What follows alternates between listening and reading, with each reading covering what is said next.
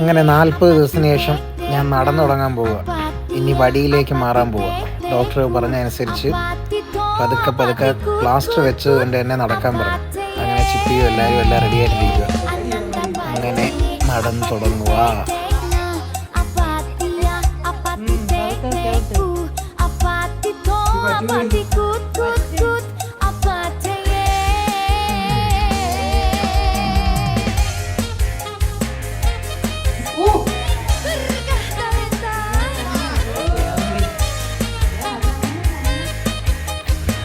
ശരിക്കും പറഞ്ഞാൽ വിചാരിച്ച പോലെ അല്ലായിരുന്നു കേട്ടോ.